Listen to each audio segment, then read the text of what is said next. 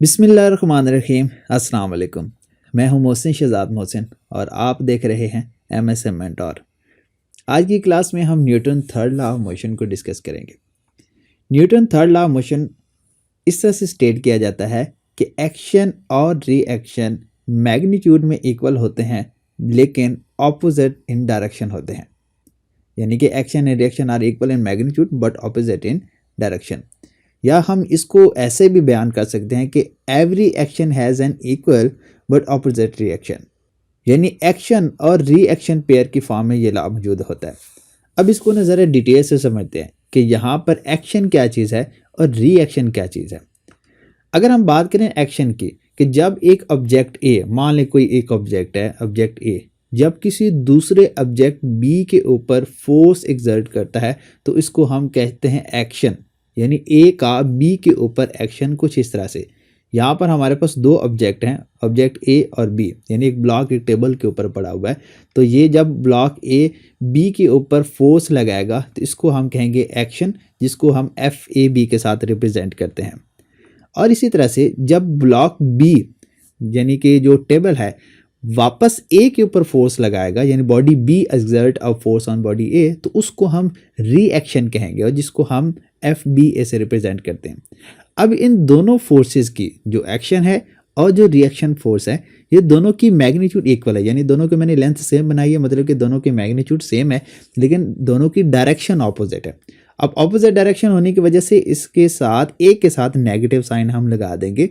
ये इस चीज़ को इंडिकेट करेगा कि दोनों की जो एक्शन है, दोनों की जो डायरेक्शन है वो ऑपोजिट है, लेकिन मैग्नीट्यूड दोनों की सेम होती है। चलिए इन बातों को थोड़ा और डिटेल से समझते हैं। इसके कुछ की पॉइंट्स हैं जो कि हमने याद रखने हैं। Action and reaction acts on the different body. यानी एक्शन और रिएक्शन ये हमेशा मुख्तलिफ बॉडी के ऊपर ही एक्ट करती हैं, सेम बॉडी के ऊपर नहीं करती।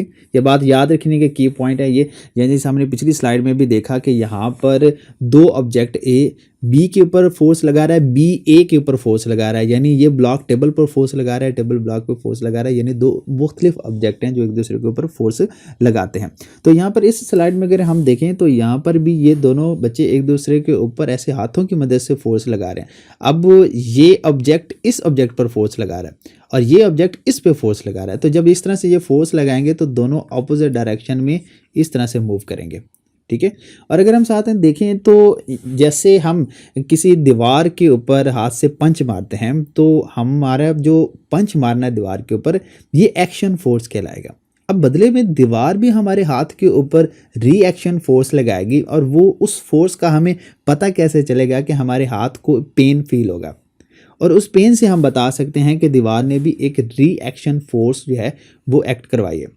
अब इन दोनों फोर्सेस का जो सम होगा, मतलब सम कह रहे दोनों फोर्सेस की जो मैग्नीट्यूड होगी वो इक्वल होगी, लेकिन दोनों की डायरेक्शन ऑपोजिट होगी और ये दोनों ऑब्जेक्ट भी डिफरेंट होंगे। तो यानी पहला ऑब्जेक्ट इस केस में क्या है, ये हमारा हाथ जो फोर्स लगा रहा है इस ऑब्जेक्ट के ऊपर, तो दूसरा ऑब्जेक्ट कौन सी होगी, ये वॉल होगी जिसके ऊपर फोर्स लग रही है, और वापस वॉल इस हाथ के ऊपर फिर से फोर्स लगा रहा है। तो ये बात याद रखिएगा कि जब कभी भी हम एक्शन रिएक्शन की बात करते हैं तो ये एक ऑब्जेक्ट के ऊपर फोर्स नहीं लग रही होती, ये दो मुख्तलिफ ऑब्जेक्ट के ऊपर फोर्स लग रही है। अगर एक ही ऑब्जेक्ट के ऊपर ये दोनों फोर्सेस लग रही होती तो फिर हमारे पास सिचुएशन बननी क्या थी। मान लें कि ये ऑब्जेक्ट है, इस पर अगर दोनों फोर्सेस लग रही हैं, एक फोर्स इस डायरेक्शन में लग रही जबकि दूसरी फोर्स इस डायरेक्शन में लग रही है।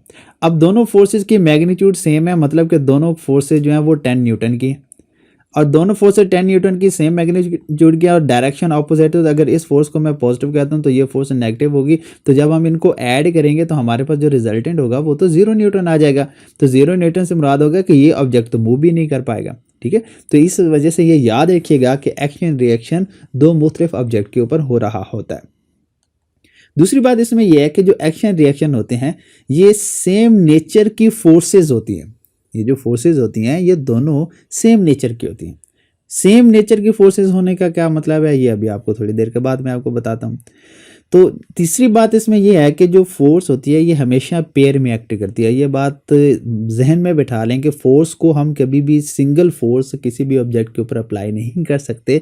जब कभी भी एक फोर्स अप्लाई करेंगे तो उसके रिएक्शन में कोई ना कोई और फोर्स ज़रूर एक्ट करेगी, यानी फोर्सेज हमेशा पेयर में ही एक्ट करवाई जाती हैं। लेकिन ये जो बात मैं आपको बता रहा हूँ कि इस बात का क्या मतलब, इसको यहाँ से समझते हैं। ठीक है, हम मान लेते हैं कि यहाँ पर एक टेबल के ऊपर ये ब्लॉक पड़ा हुआ। अब टेबल के ऊपर ये जो ब्लॉक है ना, ये बेसिकली इस पर फोर्स लगा रहा है डाउनवर्ड डायरेक्शन में। ठीक है, और आप ये कंसीडर करते हैं कि यहाँ जो टेबल है ये भी normal reaction force upward direction में इस ब्लॉक के ऊपर लगा रहा है।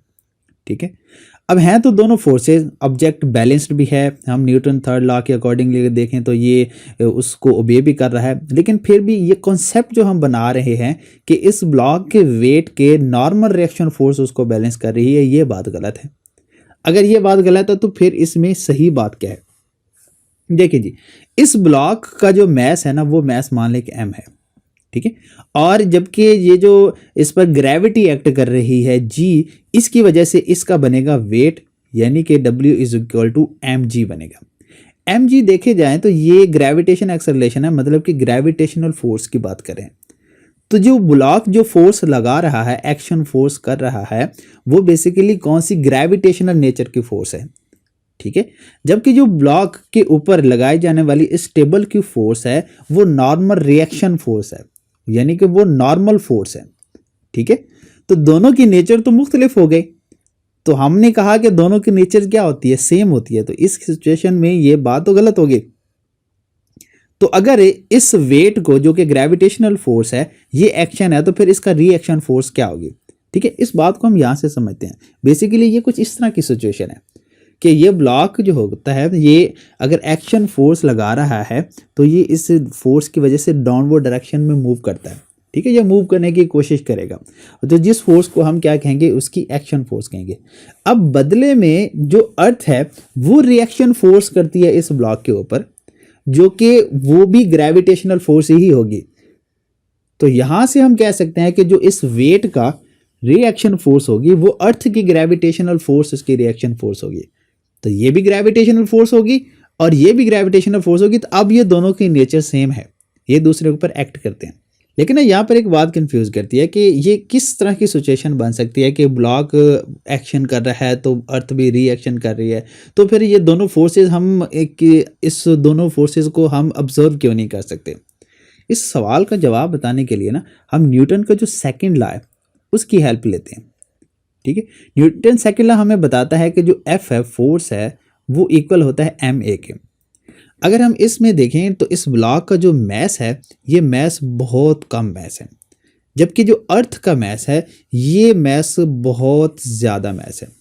ठीक है, अभी मैं आपको ये बात बताने की कोशिश कर रहा हूँ कि ये जो ऑब्जेक्ट है ये अर्थ को भी अपनी तरफ अट्रैक्ट कर रहा है। जैसे अर्थ इस ऑब्जेक्ट को अपनी तरफ अट्रैक्ट कर रही है, तो सिमिलरली ये ऑब्जेक्ट अर्थ को भी अपनी तरफ अट्रैक्ट कर रहा है। तो हमें तो नहीं लगता कि जो चीज़ें होगी ये अर्थ को अपनी तरफ अट्रैक्ट करती हैं, यानी कि अर्थ भी आगे की तरफ मूव करेगी। तो दोनों फोर्सेस की हमें लगता है कि मैग्नीट्यूड इक्वल नहीं होगी, लेकिन एक्चुअल में ये इक्वल होती हैं। मैग्नीट्यूड इक्वल होने का मतलब है कि दोनों फोर्सेस का इफेक्ट एक जैसा होगा। ठीक है, तो यहां से अगर हम देखें तो इस ब्लॉक का जो मैस m है ये बहुत कम मैस है, जबकि बदले में इसको देखें तो इसका मैस काफ़ी ज़्यादा है। तो यहाँ पर कम मैस होने की वजह से बॉडी के अंदर जो एक्सेलरेशन होगा वो ज़्यादा होगा, क्योंकि हम जानते हैं जो एक्सेलरेशन होता है वो मैस के इन्वर्सली प्रोपोर्शनल होता है। तो यहाँ पर जो एक्सेलरेशन प्रोड्यूस होगा वो बहुत ज़्यादा होगा, जबकि इसमें देखें तो यहाँ पर मैस की वैल्यू बहुत ज़्यादा है, तो इसमें प्रोड्यूस होने वाला जो एक्सेलरेशन होगा वो बहुत ही कम होगा। और इतना कम होता है, इतना कम होता है कि हमें पता ही भी नहीं चलता उसका।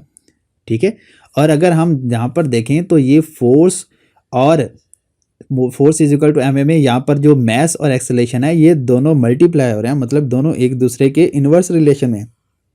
अगर ये मैस ज़्यादा है तो इसमें एक्सेलरेशन कम है। या दूसरी सिचुएशन में अगर हम देखें तो हम कहते हैं कि यहाँ पर अगर एक्सेलरेशन ज़्यादा है तो यहाँ पर मैस कम है, तो ये दोनों एक दूसरे के बराबर सिचुएशंस बन जाती हैं। तो अगर ये दोनों सिचुएशन राइट हैंड साइड पर ये दोनों सिचुएशन बन रही हैं तो लेफ्ट हैंड साइड पर जो है टर्म आ रही है ये भी तो इक्वल हो जाएंगी। ठीक है, तो अगर लेफ्ट हैंड साइड पर हमारे पास फोर्सेज आ रही हैं, इसका मतलब है कि यहाँ पर जो दोनों फोर्सेज होंगी वो इक्वल हो जाएंगी, लेकिन डायरेक्शन अपोजिट है तो यहाँ पर हमें नेगेटिव साइन इंट्रोड्यूस करना पड़ेगा। ठीक है, तो एक्चुअल में ये होती है हमारे पास इसकी सेम नेचर, कि इस ब्लॉक पर जो डाउनवर्ड डायरेक्शन में फोर्स लग रही है वो ग्रेविटेशनल फोर्स है, तो उसकी जो रिएक्शन फोर्स होगी वो भी ग्रेविटेशनल फोर्स ही होगी। लेकिन अगर हम यहाँ से देखें तो ये जो ब्लॉक है डाउनवर्ड डायरेक्शन में जो फोर्स लगा रहा है, तो बदले में ये टेबल पे फोर्स लगा रहा है जिसको नॉर्मल रिएक्शन फोर्स कह रहे हैं। तो अगर ये normal reaction force upward direction में जो एक्ट कर रही है, तो फिर इसकी एक्शन फोर्स कहाँ पे गई? ठीक है, तो बेसिकली ये जो ब्लॉक है ये दो तरह की फोर्सेस हम कह रहे हैं एक्ट कर रहे हैं। कौन कौन सी फोर्सेस? एक वो फोर्स जो कि इसका अपना वेट है, और दूसरी इस ब्लॉक की नॉर्मल फोर्स। हर सरफेस की अपनी एक नॉर्मल फोर्स होती है, और यहां पर हम जो डिस्कशन कर रहे हैं, हम तो दो ऑब्जेक्ट की डिस्कशन कर रहे हैं कि जो फोर्सेस हैं दो मुख्तलिफ बॉडीज के ऊपर लगती हैं। तो अगर इस टेबल की नॉर्मल फोर्स है तो इस ब्लॉक की भी तो नॉर्मल फोर्स होगी। तो यहां पर इस ब्लॉक की जो नॉर्मल फोर्स है वो इस टेबल की नॉर्मल फोर्स के इक्वल होगी। ठीक है, तो एक ही वक्त में ये ब्लॉक दो तरह की फोर्सेस जनरेट कर रहा है, एक इस ब्लॉक की नॉर्मल फोर्स और दूसरी इसकी ग्रेविटेशनल फोर्स। तो ये ग्रेविटेशनल फोर्स इस ग्रेविटेशनल फोर्स को इक्वल करती है, और इसकी नॉर्मल फोर्स जो होगी इस टेबल की नॉर्मल फोर्स को, दोनों को इक्वल करती है। तो इस तरह से हम कह सकते हैं कि यहाँ पर जो न्यूटन थर्ड लॉ है वो ओबे कर रहा है। ये जो सिचुएशन है ये न्यूटन थर्ड लॉ को ओबे करे। ठीक है, तो अभी के लिए इतना ही, मिलते हैं अगली क्लास में, तब तक के लिए अल्लाह हाफिज़।